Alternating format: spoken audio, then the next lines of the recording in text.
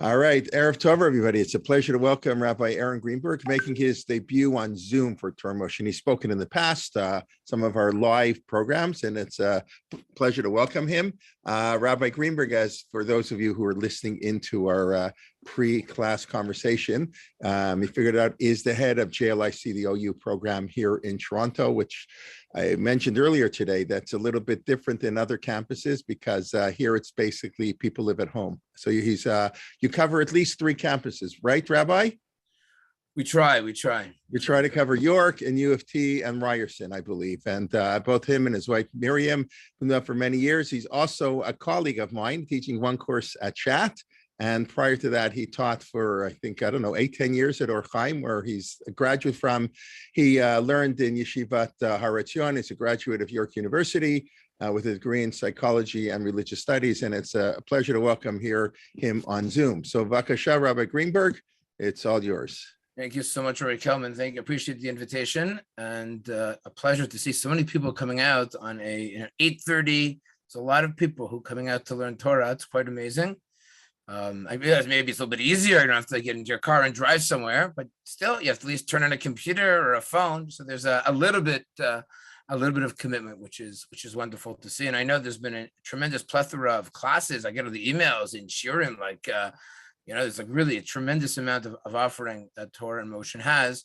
Whereas I think certain, Jewish organization diminished maybe their Torah teaching. I think Torah in Motion did the exact opposite and doubled up, if not more than doubled, tripled up over the last couple of years. So I think that I would say quintupled up or octopus up, whatever. Really? Whatever. Really? Yeah. Okay. You're saying 800%. Well, in terms of classes, yes. I mean, we've changed. We stopped our trips. We started our Shabbos Scholar in Residence program. But in terms of this, so it's okay. Anyways, go. We're here to hear Parshat. You'll be able to do both. I'm sharing a screen. Everyone can see it. That's good. Thumbs up. Excellent. Okay. So this is we are in the midst. I don't know if you're coming from Israel, so it's like a repeat. But for those of you that are living here in North America and been here the last number of weeks, we're going to read a very, very difficult parsha this week. It's very difficult. And there's really so much to talk about. And I was debating exactly what aspect to try and highlight. So I'm going to try and touch on a couple of what I think are quite fundamental ideas and concepts, and we'll see where we go. I think it's important not to be too scripted, but to kind of develop as we progress. The first question, and that's the title here, and I wrote the title specifically Miraglim. I call them Spies, which is not in and of itself is not a very simple translation, meaning it's a translation of Miraglim. We'll see exactly what the text actually says in a few moments.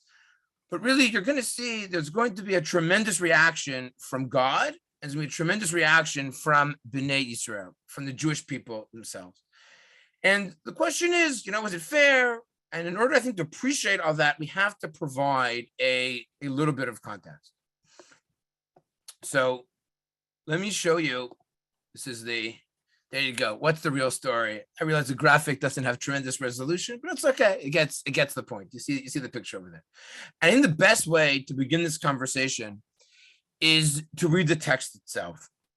And so I'm not taking any credit or for the translation. It literally is a copy paste with minimal editing from Sefaria. So if you're not happy with the translation or whatever, I'm sorry, I can't be blamed and I can't take any of the credit. But what I want to do is I want to actually begin. I just want to read the beginning of the text.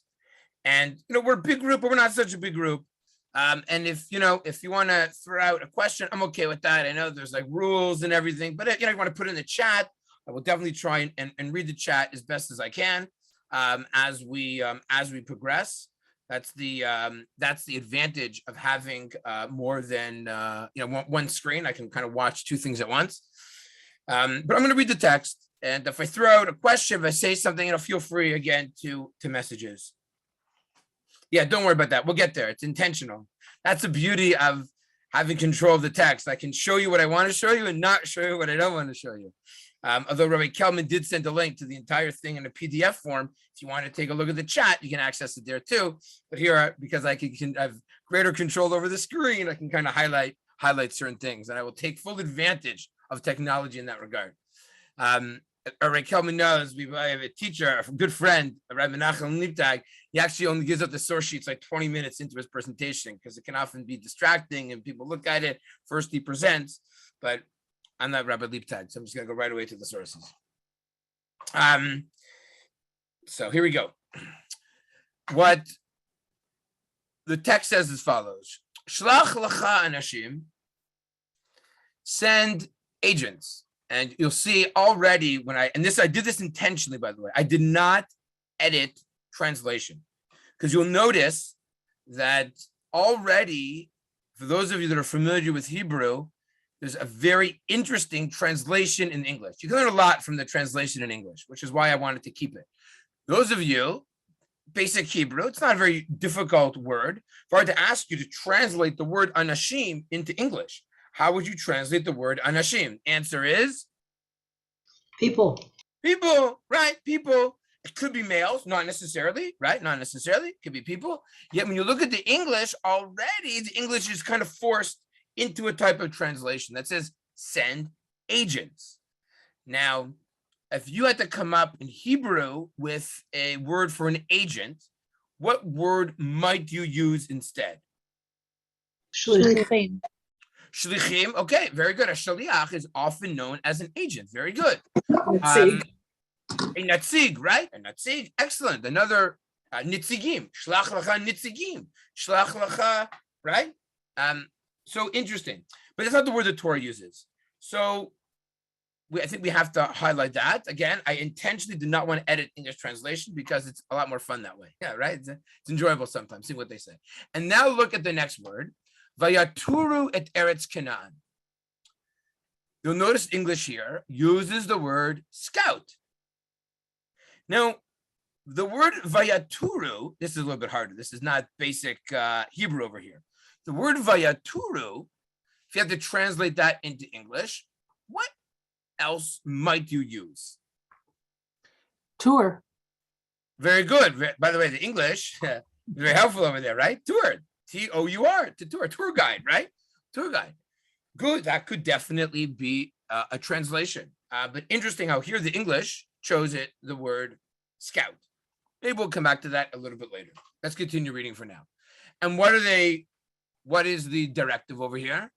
To go do this where? To Eretz Canaan. Asher ani noten lebnei Yisrael, that I'm giving the Jewish people. Ish echad l'mateh avotav tishlachu. Kol nasi bahem. And who exactly is going out? Who is heading out for this mission? Is going to be one individual per tribe. And you see the word tishlachu from the word agent, which, by the way, maybe is the reason why this English translation is using the word agent, because you see the word shaliach later on come up. Maybe, I don't know. Maybe I totally made that up. I have absolutely no idea. It also is kol nasi bahem, meaning we're not sending like the second grade individuals over here. We're not sending, the low class. We're sending the nasi. We're sending, look at the English translation, the chieftain, the prince, the representative, right? These are individuals of caliber, right? These are people who are very important. So, and we see even here in the great comments that people are saying, right? That the word tour isn't necessarily the word tour, to visit, right? Well, again, hopefully, right? We will hopefully revisit that a little bit later on. So already in this first pasuk, it's very, you see here that the question is, what's the charge? What's the energy?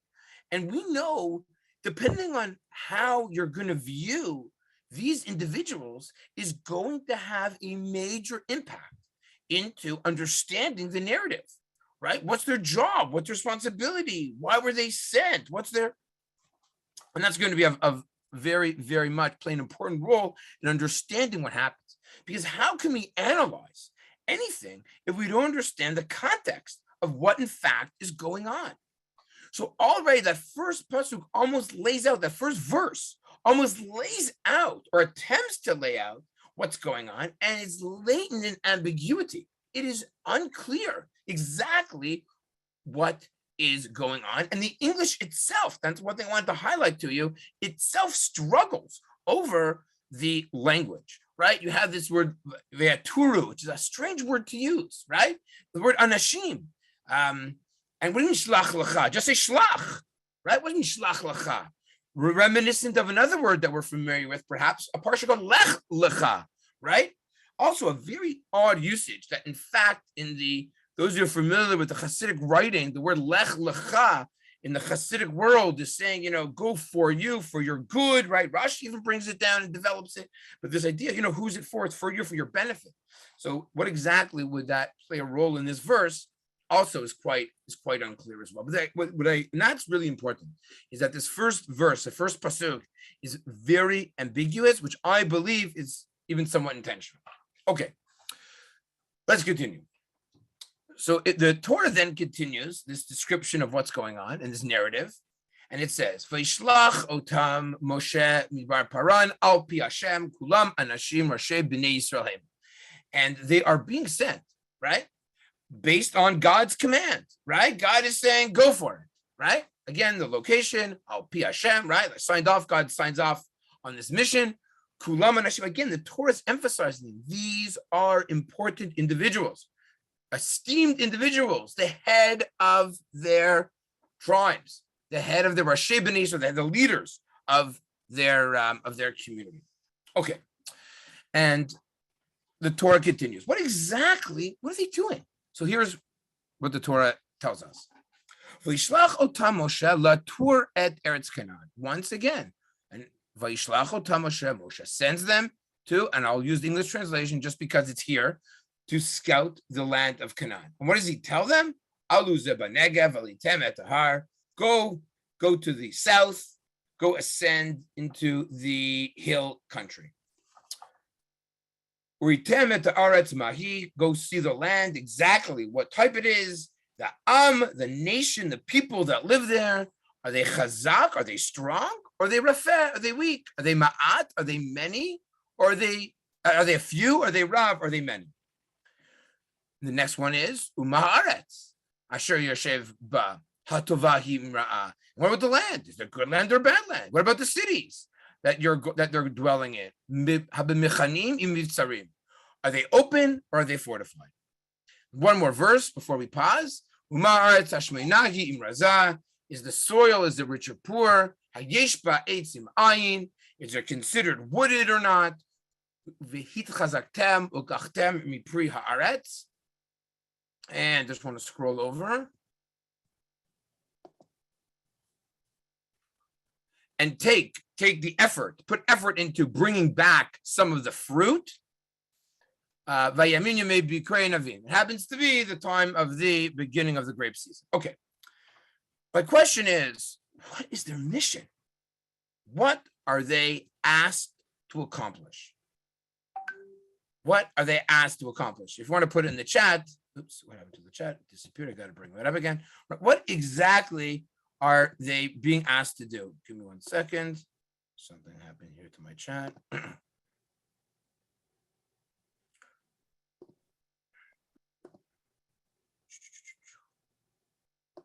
don't know what happened to my chat.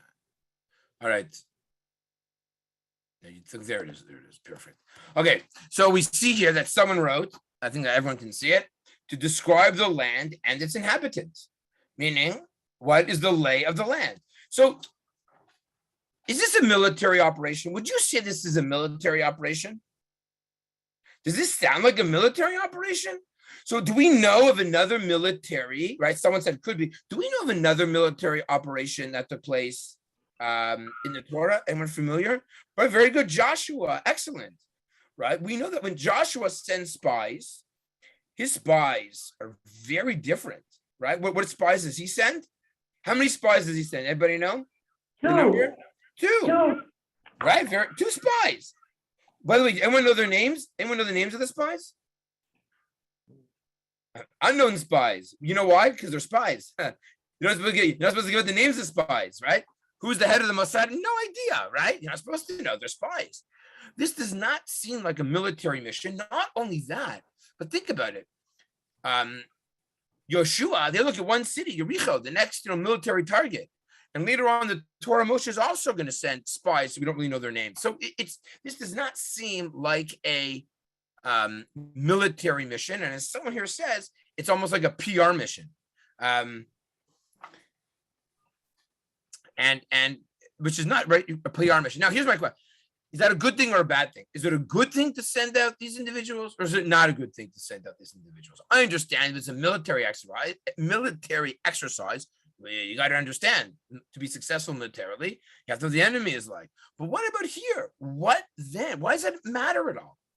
Why is it important to send out spies? Again, if it's a military mission, I understand. But this is not it doesn't seem like a military mission at all. So why are you sending spies for? Or what? Maybe not spies. Why are you sending these representatives of the tribes for? What function might it be serving?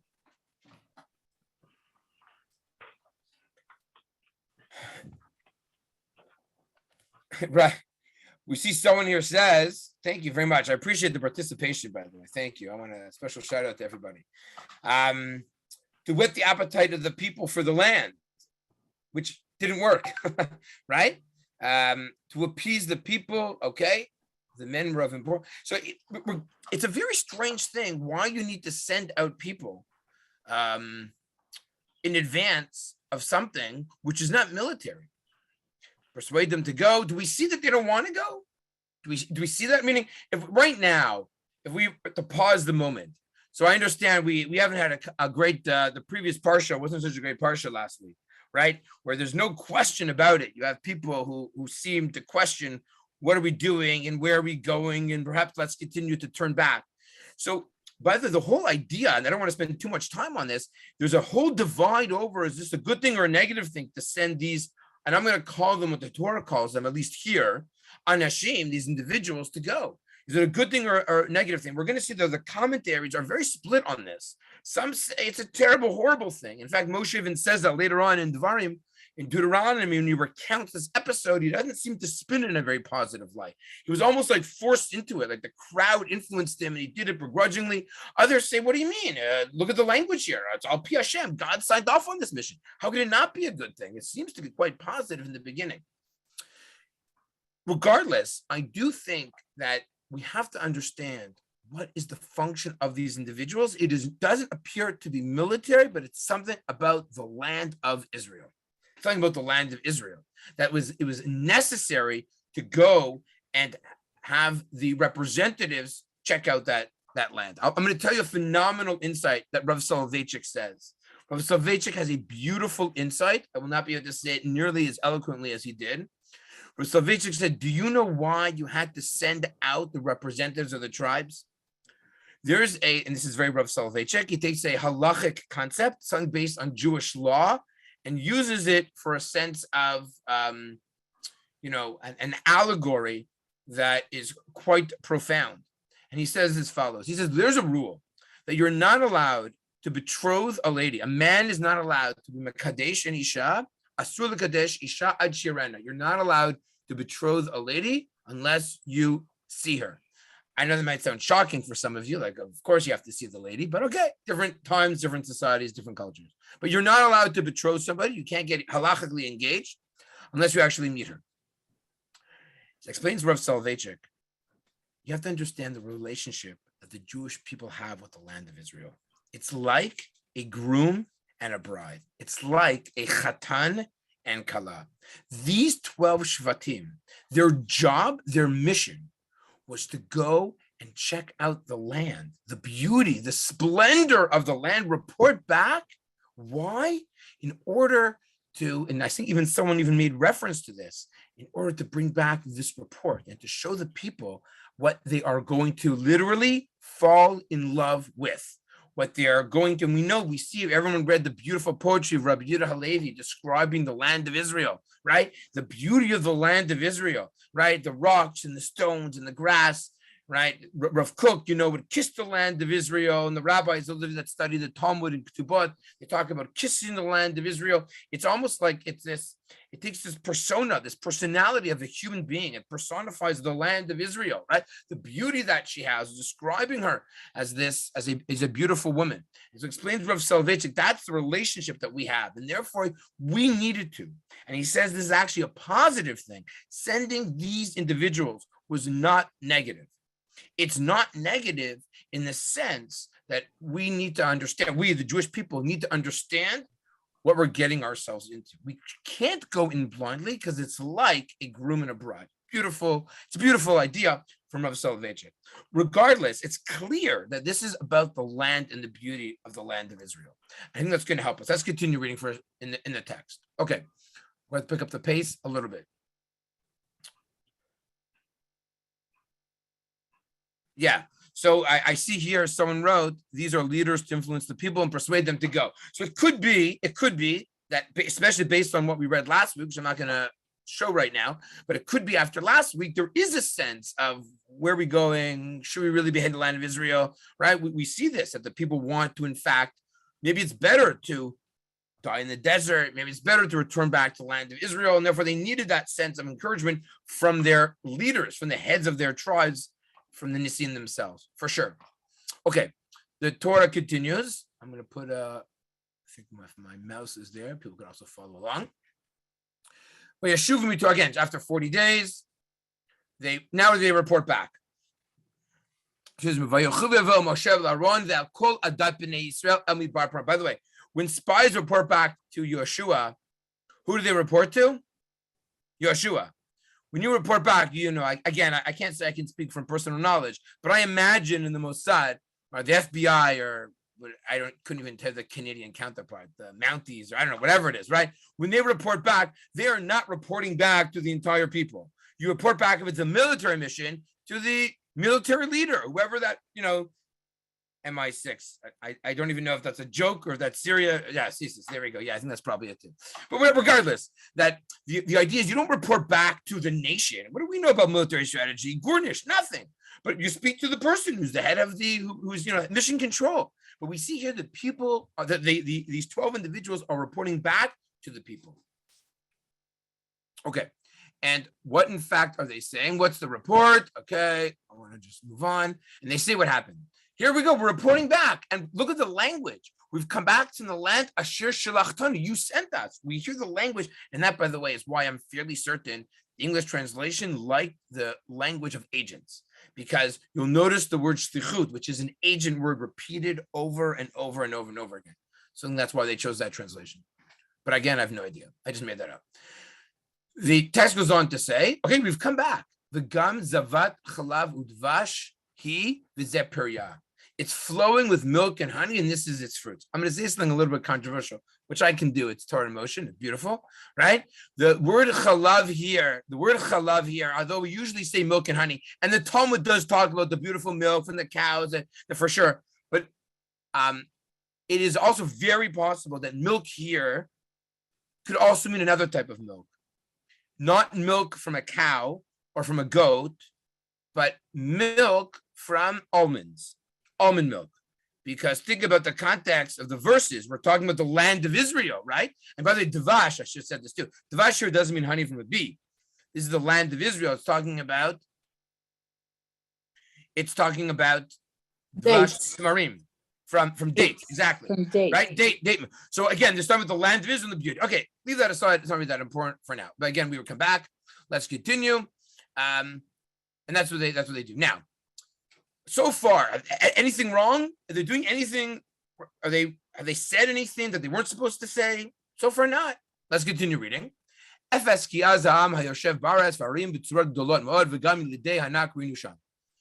the people who inhabit the country are powerful, and the cities are fortified and very large. We saw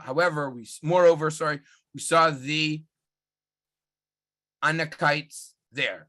And again, the giants, whatever it may be. Anything, anyone see anything in that verse, perhaps, that's something that they weren't supposed to mention, that they weren't asked to report back on? Okay, I assume So there is, sorry? No, I think it sounds like they're reporting what they've seen. Yeah, some of them they've seen. And in fact, the vast majority of commentators agree, except for one. One commentator, namely the Ramban, says that this word The FS, word Ephes. how can you say FS? However, alas, that's already subjective. To me, to put the blame on one word is quite, is a little bit harsh, but okay, fine. Regardless, it's 98, 99% reporting back. And again, the next verse, they're reporting where people are living and dwelling. To me, that's pretty objective. Okay. Oops, I went too far. To this, however, can I do a half? I can't scroll a half. I guess not. To this, Kalev says, Vayas Kalev. Isn't that interesting? Vayas Kalev. Kalev hushed the people. Excuse me, do you see the people made any noise? What is it? What's he silencing the people about? This is the Midrash is beautiful. The Midrash, which are rabbinic teachings on the rabbis were very in tune to the text. Their ears are very, very sensitive, very, very sensitive. And to this, we see that the rabbis say, yes, you need to shush the people because the people heard the word. The people heard Amalek. Amalek. Oh, Amalek, that doesn't sound very good. The nation that gave a lot of trouble to the Jewish people, right? That's very and therefore they got scared and they were murmuring. Others say that he picked up already that when you use the language of that the people are strong, they're fortified, right? Well, that being said, some people say if it's not fortified, it shows that you're actually stronger because you have more confidence, regardless, right? You see the Anakites, which are understood by many to be giants. So perhaps the people were beginning to panic and get scared. And so Kalev shushes them. Others say Kalev is actually is trying to, he realized where this potentially might be going. And so what he's doing here actually is, do you know what else? Do you know what else Moshe did? And he adds in, he also did all these wonderful miracles, meaning it's clearly that Kalev is responding to something that's going on. Again, what it is definitely unclear. Let's continue reading for now. He silences the crowd and he says, no,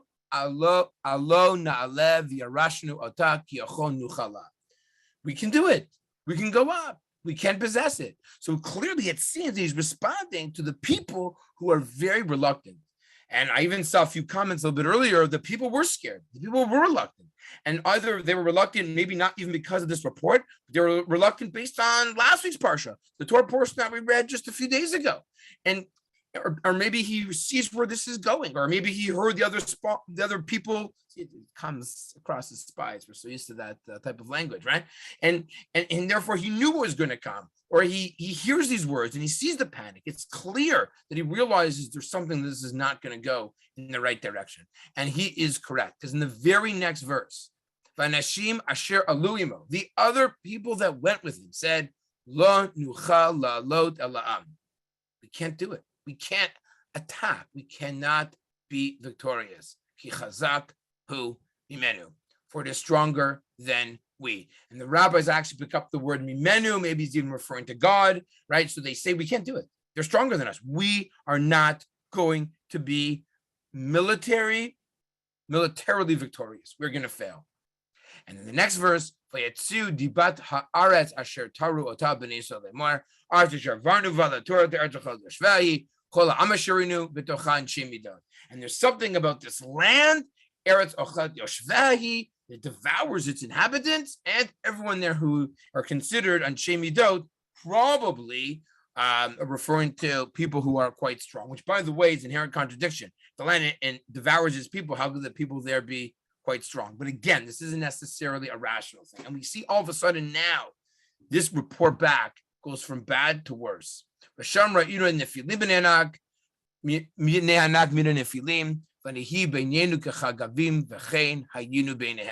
Nephilim there. We see these giants, and we look like grasshoppers. We were teeny tiny. We looked at grasshoppers to ourselves, and so we must have looked to them. My friends, this is quite a dangerous type of a language, because now we see something, especially in the second half. We see the report where these individuals are saying very dangerous, dangerous words. We will not be successful. Who asked you you're going to be successful? Were you asked about anything militarily? Leave the military up to God. God has shown a pretty good track record over the last, remember, we are stationed right now about 14 months. How I got that calculation, message me, I'll explain it later, about 14 months after we left Mitzrayim, right? 50 months after we left Mitzrayim. So, last week Parsha was Pesach Sheni, right? So that was middle of ER. So we're 13 months plus a little bit into the 14th month. There you go. I explained it. And if that's true, God has a pretty good track record over the last few months. He's provided a great deal to the Jewish people.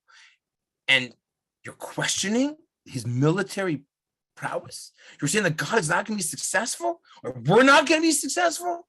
That already is a very jarring comment, especially if you take a look at this last line, that we look like grasshoppers, right? We look like how do you know what they thought of us, right? How do you're making an assumption. You're putting yourself in the local inhabitants and how they viewed us. They viewed us like grasshoppers, like nothing. They would be squashed in a second. They saw themselves as little, as small. And that, my friends, is quite dangerous, quite dangerous. Okay, and then they cry. A famous line, and the rabbis tell us this was the night of Tisha B'Av. So there was a gap. So last week's Parsha was the episode of Pesach Sheni. This is already, according to tradition, a couple months later. That's about the 14 months, whatever, 15 months after the exodus from Egypt. Okay. So a land that eats its inhabitants. That only the strong survive. I don't know who iPad is, but yes, that only the strong survive and the weak die out, like Sparta. Sparta, for those of you that are not familiar, they would chuck babies off of cliffs who were born with various physical defects and left to die. And so only the strong people can survive. Thank you. Yes, perhaps that is what it's referring to. Thank you. Again, the text goes on to say that the people cried and they were distraught and it was hopeless. And that's exactly what they said. They went to Moshe and they went to Aaron. And what did they say? You took us here to die. Why'd you bring us here? We're essentially going to be wiped out. We're going to have military. It's going to be a disaster. We're going to be slaughtered in front of our wives and our children. Right? Let's go back and return to Egypt. Okay. And that's what they said. Let's go back and let's return to Egypt.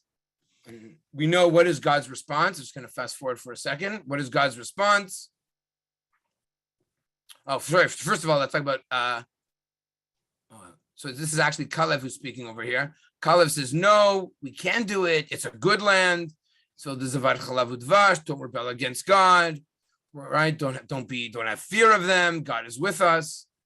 And you'll even notice, I'm just going to highlight here that if you take a look at the bottom line where my cursor is, we're going to see that Moshe turns to God and almost says, it's kind of the straw that broke the camel's back. This is essentially the end. This generation, the people here, that for whatever reason, they don't believe in themselves, don't have confidence in themselves, they don't have confidence in God, and therefore we cannot move to the land of Israel. And it seems as it is their portrayal and understanding of themselves, the lack of confidence in both themselves and in God, that is their ultimate rebellion, not believing in God's ability and not believing in their own ability to be successful in the land of Israel, that in many ways leads to their demise.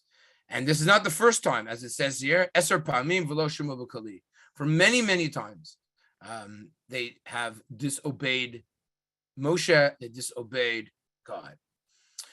Now, and we know, I'll just finish this off, for every day that they traveled, they received a year in the desert. And in fact, we know that it was essentially the idea of spending 40 years in the desert until this generation dies out and the next generation can enter the land of Israel. Okay, so that's essentially what the text tells us. But here's something quite interesting. If you had to look at Sefer Bamidbar, the book of Numbers, and is this primarily a book where we see narrative or where we see laws, mitzvot? Which one do you think Bamidbar kind of emphasizes a little bit more? Narrative or mitzvot? Narrative. Narrative. Yeah, thank you. This seems to be very much a narrative, there's a story. We're marching, we're preparing our camp to move forward to the land of Israel and our numbers, and we're heading definitely in that direction. So the question we have to ask ourselves, and I think this is quite important, is, and I could have asked this, by the way, a couple weeks ago. It's very obvious in Parshat Naso, which we read a couple weeks ago, where all of a sudden you have the laws of the Sotah, the wayward woman, you have the laws of the Nazir, a man or a woman who takes on various laws. Why they mentioned in what seems to be a narrative text. And so too, you find at the end of our Torah portion, a whole bunch of laws that literally seem to come from left field. Left field. They're almost like, what do they do? If I were to cut and paste them, I could have pasted them in many different locations. No one would have batted an eyelash. Cut and paste. And by the way, they weren't even mentioned now. We know all of the mitzvot were given at Sinai, right? Arvat Moab, some were given Arvat Moab, which is much later. They were given at Sinai. They were given in Ol Moed. They were not given now. They were given earlier, over the last year and a bit. So why they recorded? Why did the Torah choose to record them now at the end, in our case, and the aftermath of the episode of the Meraglim? And this is a very, very important question. It's a complicated question. I'll see how much time I have to deal with this properly. I'm going to deal with the one that is the most obvious first, because that I will have time to deal with. And it's also the most popular and well-known. And it'll help fit a little bit easier with a certain theme. In fact, the last mitzvah that many of us are familiar with is what we call the mitzvah of tzitzit. And again, I didn't include all the verses, just a couple. Torah tells us at the end of our parsha, the end of our Torah portion, the bear of Bnei Yisrael, that's where my cursor is, from Arta lehem vasu lehem tzitzit. We have to take these tzitzit, these fringes, al kanfei vigdehem ledoratam v'natnu al tzitzit akanaf petot chelet. So again, just make sure in case people are not familiar, we take a four-corner garment. A four-corner garment, we affix to it these strings, and we attach these strings and also a blue string as well, bluish string as well, referred to as tchelet, which there's been a resurgence of over the last couple of decades, according to some. But what's interesting is, why did the Torah choose to record this mitzvah of tzitzit now? Why? It's like, it's a nice mitzvah, don't get me wrong, it's a beautiful thing, but why are you including it now?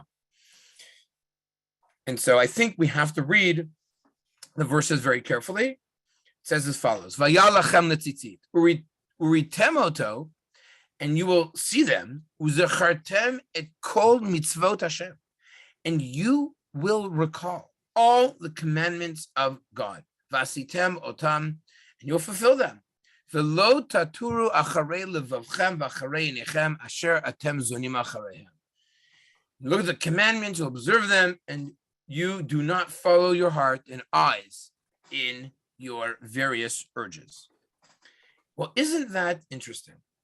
We see the Torah tells us that the function of tzitzit is to remind us of, shall we say, staying on the path. And someone wrote this correctly, v'lo taturu. Isn't that interesting? How, perhaps you will recall, earlier on,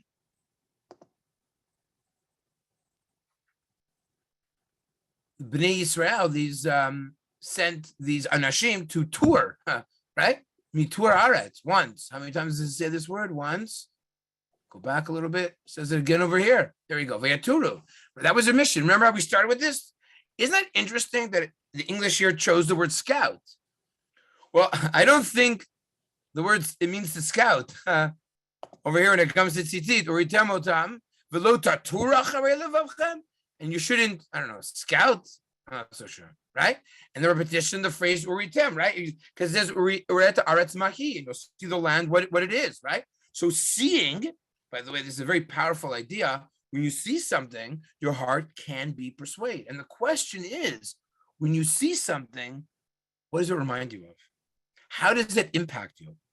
What effect does it have? So we have 10 people, and by the way, we could have an entire conversation, which obviously we do not have time for, but there's another time in the Torah where 10 people went to look for something and to bring back a report that was negative, that led to a tremendous amount of mourning. I'm referring to the Joseph story, right? And by the way, it's interesting because Ephraim and Yeshua come from the tribes of Yehuda and come from the tribe of Yosef, right? Ephraim's son. So there's a tremendous amount of overlap also when it comes to that story, which again rips apart the Jewish people, sends them in a very difficult trajectory, right? Clearly, it's connected to this story narrative as well, which we don't have time to analyze. But nonetheless, I think there's a lot to talk about. We see from here that Also the word diba. diba, right? That both cases there's diba ra'ah, that the brothers brought a diba ra'ah about Yosef, and here too, yes. In fact, many more connections. But thank you. When we talk about the function of tzitzit, velo taturu, so maybe the question is going to be, when you see something, how do you respond? When you see something, how does that impact you? When you see something, how are you supposed to interpret it? We know there's a tremendous amount of subjectivity in the world. We live in a subjective world. Yes, there's black and there's white for sure. Color is subjective. It's color. It's one of the most superficial things that exists is color, right? Black or white, blue or red. There's, although, my kids sometimes mention colors that, magenta and like skylight blue. Like I don't really understand these things so well, but there's different types of blue. There's blue. I always grew up with blue, a couple types of blue. There's so many different shades of blue. It's an amazing thing, the world that we live in. But that's color. But how do you interpret events?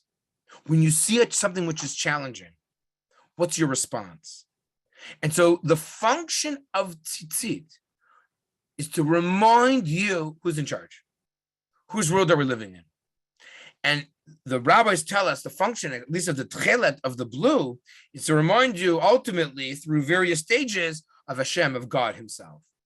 And sometimes we forget, we live in a world, we need symbolism. We need things to remind ourselves of what are we doing here?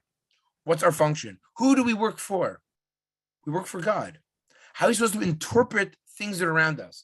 And that's why if you take a look, the rabbis say that why did the Anashim, the quote unquote spies, reach an erroneous conclusion? Because wherever they were, people were dying. There were all these funerals. Oh, funerals everywhere. What a terrible land. You could interpret it that way. You could interpret it like the weak die out and all that's left are strong. Or as the rabbis, I think, were suggesting, God was behind everything, trying to help them, that they wouldn't get caught or trapped. They could actually see what's going on in the land. The people wouldn't start asking them questions of what are you doing here? And having other people become suspicious. But how do we interpret events that we see in front of us? How do we interpret? Yes, there's Amalek. Yes, the people might be true. All those things could be true. In fact, they probably are true. They're reporting the facts. But we all know, especially in the world that we live in, what do you do with those facts? What do you take them to? And sometimes it can take us to a very dark and dangerous path. And maybe the Torah is trying to tell us the antidote, a way, could be with this idea of these tzitzit. That's what I have those eyes over there, right? And that's and again, when you see something, how does that impact you? Anyone? And by the way, again, lots of parallels between the Gan Eden story, the Garden of Eden. Also, we know that when you see something, right? It's a world. The tree was a tree of good and evil, of tov v'ra. And in many ways, this land of Israel, is it a good land or is it a ra or is it an evil land, right? And that's also something which leads to often to a sense of subjectivity, which is, and again, how are we supposed to understand when we have all these events literally right in front of us? We also know that the word latour, appears somewhere else. In fact, in last week's Torah portion as well. It's a little bit less famous. Vayasuru mehar Hashem, der shloshet yamim, v'aron brit Hashem nosel lifnehem der shloshet yamim latour lahem menucha. They marched from the mountain of God, a distance of 3 days. The Ark of the Covenant of God traveled in front of them on the 3-day journey to seek out a resting place for them. Latour lahem menucha, to seek out. You see, again, the word is used. Latour, same word as we've seen before.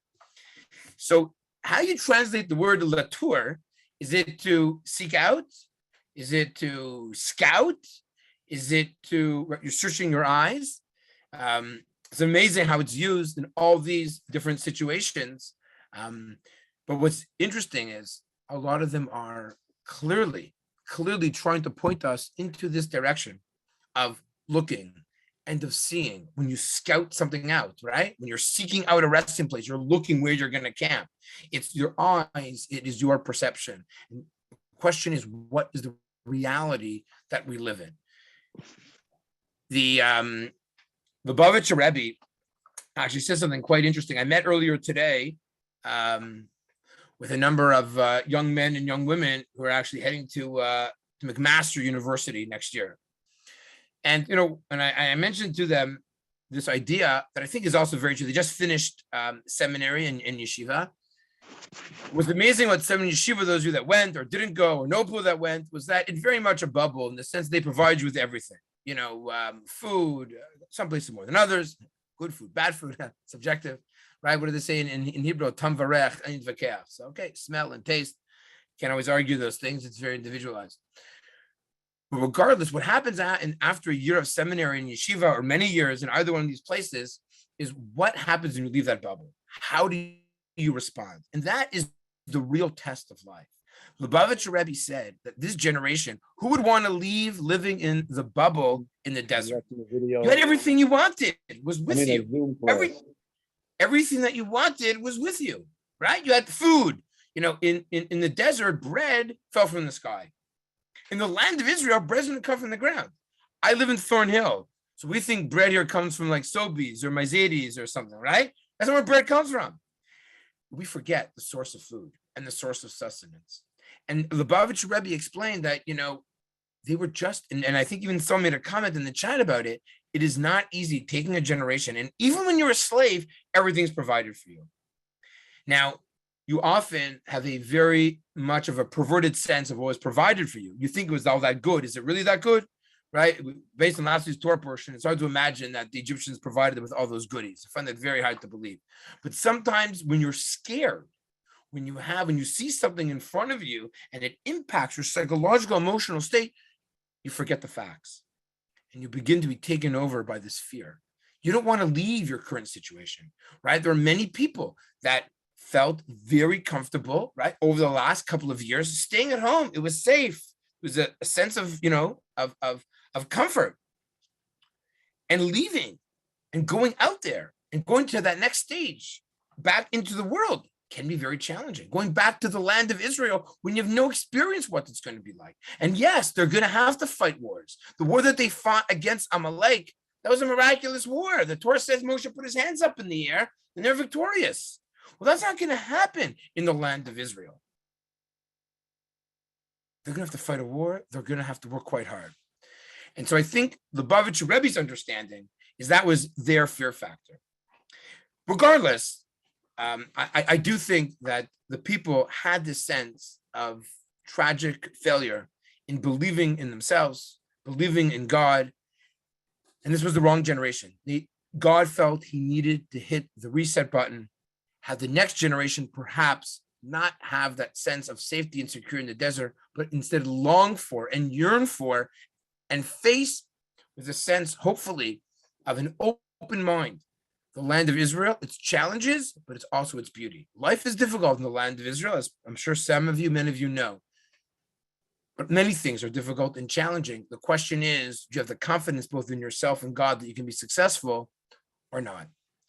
And so perhaps those are some ideas and some suggestions of what exactly is going on in our Torah portion this week. Again, a lot more to talk about, but those were some ideas that I wanted to share.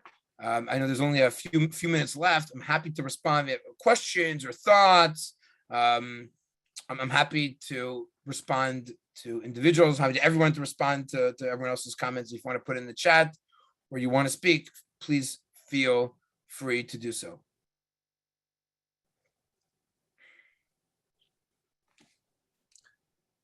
Not so many people often like to speak, by the way. I'm aware, I know. The chat's pretty good. They like the chat box. They like the chat box. Yeah. You know, but, Rabbi Kelman, remember teaching, over Zoom for the last few years. It's always interesting to see who responds, who talks. Those are students who give higher marks to. I know I do. yeah, right. Yeah.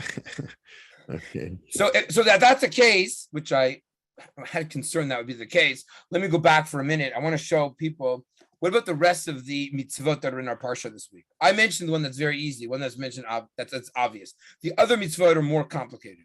So if I have, I can take 5 more minutes. Is that okay? Right, Calvin? Yeah, okay, fine. Absolutely. Yes. Fine. Okay, good. I think challah is one of the mitzvot. Yes, it is. Okay, so these are, what I did was, I edited. These are not the entire text. I just kind of took 1 or 2 verses from each one of these mitzvot just to give a taste of what they are. So the first one is what we call nisachim, that when we bring a korban, we have to offer libations. The yayin lenesach, again, and this is the amount that we pour over it. Now, first of all, why in the world would this be included now? We should have taken this, cut, and pasted it somewhere in Leviticus. There's like 4 other places you could have added this, and it would have been a lot, shall we say, smoother of a transition. Why specifically is it mentioned here? And again, in the aftermath of what's referred to as Chet Meraglim, the sin of the spies. So again, yeah. Maybe because they mentioned Bikurei Anavim. Okay. And to give them hope that they'll get there and they'll use the Anavim for it. Okay. When the Torah pointed what seemed to be an innocuous statement that is pretty much, well, it seems to be relevant. V'hayamim yemei bikurei navim, I believe is the quote. And these are the times of bikurei navim. Like, that's nice. Why is it relevant? So first of all, it could be that it's the beginning. One. I don't remember exactly who says this, but the fact that it's the beginning of the season and they brought back. Remember that picture that I showed you? That's quite a famous picture, right? They're holding these big grapes, right? Wow, that's the beginning. Imagine what they're going to look like in a couple months from now, right? So again, that's part of the Shavach of the land of Israel, for sure. By the way, bikurei, the root word of bikurei is bechor, which means first, right? First, choice is first. Which, again, the message of first and Bechor plays a very large role in the Torah itself. But perhaps that, what do you do with the grapes? What do you do with the grapes? You offer them, don't look at them as something which necessarily should be used for, just material gain and enjoyment. You can, at least according to the Bavitcher Rebbe, you can uplift them. You could use them as something of Kiddushah, something of holiness and of sanctity. Right? That you could even use that physical world of the land of Israel. It's not just that if they're choosing between one world and the other, the quote unquote, the division between that spiritual world, which is the desert, and the physical world of the land of Israel. That we don't have to live in this bipolar, this separate, this world of, of total separation. It's simply not true. You can elevate that physical idea. Those of you that understand the Bavitcher Rebbe, and especially in the world of Chassidut, understand that is definitely true. They don't just look at the land of physical, you uplift that physical world. So that's what you do. You can take your basic food of oil and of wine, and you can uplift them specifically with something that has to do with sacrifice. There's one way perhaps to understand why they are written here. That's how the Bavitch Rebbe understood it. You could also say, again, was mentioned before, specifically, it's taking the grapes that they came with and they brought. Okay, then the problem is, what about the oil? I don't have the great answer for, but the grapes I have a little bit of a better answer for. Okay, that's why it's learning. We have an important question. We got to figure out exactly what was the oil. But for sure, I think when it comes to the grapes, I do think that's definitely part of it. The other one is, and this Rabbi, is isn't the introduction to that mitzvah is Ki tabau al eretz moshvotechem asher ani noten lechem. It's kind of a reassurance to Bnei Israel that despite of what you just complained about and the consequence of that, you will be there. There are mitzvot now that you will be responsible for when you get into the land. So I'm promising you, the land is still part of the picture. Yes, thank you. That was great. So the question is that for me and you? Or is that for them? That's also an interesting question, right? We're Bnei Yisrael aware of those psukim right afterwards. Are they there for us? It's an interesting question, right? When did they get them? But for sure, there's no question that the promise of entering, thank you, that was an important point, that entering the land of Israel is still going to happen. There might be a delay, but the delay is temporary. No question about it. Thank you. And what about Torah achat u'mishpat achat li'alachem? We notice that there's a tremendous emphasis on one law, both for the, only have 4 minutes left. So I know we start on time, we have to end on time. That's very important. But again, clearly the idea of one law, it doesn't necessarily matter, the stranger, when you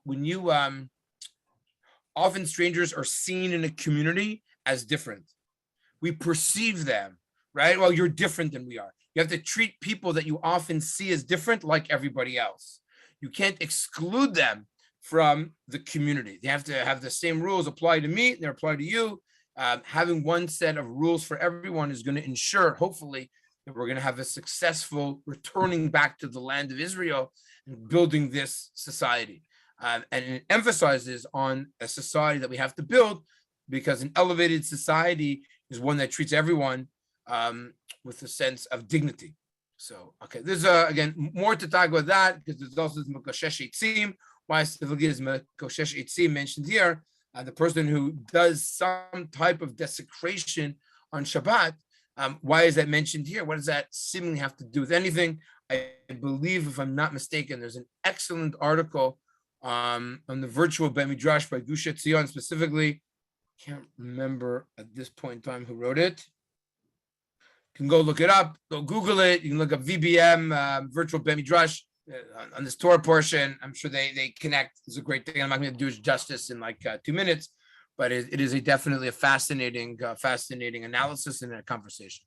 But again, just to conclude, what I think is so important in trying to understand and try to make that the Torah portions are still relevant and meaningful in the lives that we lead today, it's understanding what is our mission, how do we see things in life, how do we interpret things in life, and ultimately I think it's believing in ourselves, believing in HaKadosh Baruch Hu will help us get through our challenges. It doesn't mean life will be easy, but it will allow us to take that next step in our own personal futures. So God willing, all of us will be able to, learn these lessons and appreciate the text that we have and the richness to connect in our own personal lives and to see the beauty of the Torah, which connects so many words and ideas. What is it? All the Torah is really one idea, and it connects. We see words here that connects to Yosef and to Gan Eden and to many other themes and messages that are clearly repeated over and over again in the Torah. But I think ultimately will lead to a much greater understanding of us and the world that we live in order to have us progress into the nation that we, God willing, will eventually truly become one day. Thank you very much. You ended one minute early, Rabbi. 1 minute early. 1 minute early. That's okay. All right. Thank you. You can unshare your screen if you want, but thank you very much. Okay. Enjoy. You get a little break in the summer, I hope. Yeah, it's a little lighter in July. A little later in July. Next week we have our fundraiser, so that's always busy. All right. Very good. Okay. Tomorrow morning, please go on my share in the Siddur at 9:35 a.m. Bye, Rabbi. Shabbat Shalom. Sunday morning, Shalom, everybody. back at 11:15. And next Thursday night, Parshat Shir is given by Nechama Price, who runs the GPATS program at Stern. Will be giving the shir next Thursday night. And in between then and now, we have, besides mine and Rabbi Liebtag shir, Mark Shapiro will have his last shir now for the summer before we go on our traveling trips, Italy and Portugal, and Tova Ganzel and Lori Novak and Marty Lakshin and Shuli Mishkin and all our shirim during the week. We hope to see you, and please invite a friend. And thank you. And we'll keep the emails coming. We'll keep you busy, Rabbi. So keep up the holy work. Keep up that's the it. work. We're trying. Okay, very good. Okay, everybody. Thank you. I appreciate the opportunity. And Shabbat Shalom. We hope to see everybody soon. Thank you. Bye-bye. Thank you. Have a good night. Thank you. Good night. Laila Tov. Thank you, Yeshkaya.